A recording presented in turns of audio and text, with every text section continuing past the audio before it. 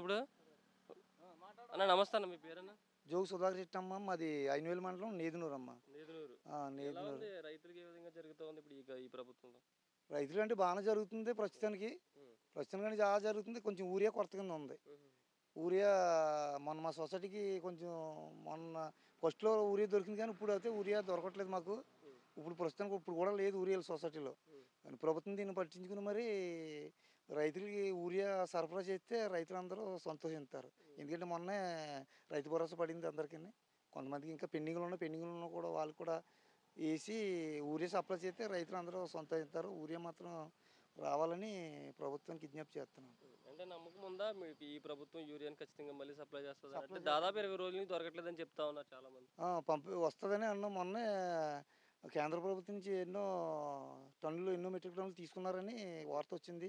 అది ఇంకా మా రైతుల దాకా చేరలేదు. చేరాలని మేము తొందరగా దాన్ని మన ఆంధ్రప్రదేశ్ ప్రభుత్వం దానికి అన్నీ సరి తీసుకుని మా ఆంధ్రప్రదేశ్ అంతా మా ఊర్లో మట్టుకైతే మండలం కొంచెం కొరతగా ఉంది. ఉన్న మండలానికి అన్నీ ఎలా ఉందో మన అంతగా తెలియదు, కానీ మా మండలం కొరతనే భర్తీ చేసి వెంటనే ప్రభుత్వం దీన్ని పూసుకుని మాకు ఊరియా అందించాలని కోరుతున్నాం. గత ప్రభుత్వంలో ఏ విధంగా ఉందంటారు యూరియా? గత ప్రభుత్వంలో సక్రమంగా అందిందా? ఈ ప్రభుత్వంలోనే కొలుతుంటారు?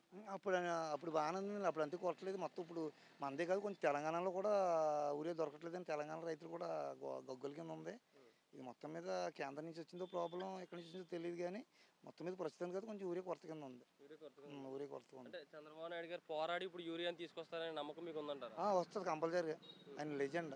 అతను త్యాగాలు దేనికైనా సమర్థం. ఎందుకంటే సెంట్రల్ గవర్నమెంట్ మనకి మద్దతు కదా, కూటమి ప్రభుత్వం కాబట్టి ఆయన ఎంత అంటే అంత. ఇప్పుడు రాష్ట్రంలో పవన్ కళ్యాణ్ ఇద్దరు కలిపి మాట అనుకుంటే వస్తుంది, కానీ తొందరగా చెయ్యాలని కోరుతున్నాం. రైతుల ఇబ్బంది కదా, రైతుకి బాగుంటేనే ఏ ప్రభుత్వం నిలబడుతుంది. దాన్ని అన్నీ చర్య తీసుకుంటే రైతు ఏ టైంలో వేస్తే ఆ టైంలో వేయాలి మందు.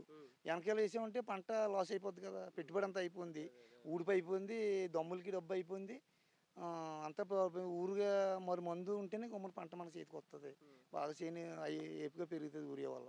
అది రావాలని కోరుతున్నాను. వెంటనే తొందరగా చర్య తీసుకుని మరి ఉప ముఖ్యమంత్రి పవన్ కళ్యాణ్, చంద్రబాబు నాయుడు గారు మరి సెంట్రల్ గవర్నమెంట్ మీద వెంటనే ఒత్తిడి చేసి వెంటనే రైతులకి ఇమ్మీడియట్గా అందించాలని కోరుతున్నాం.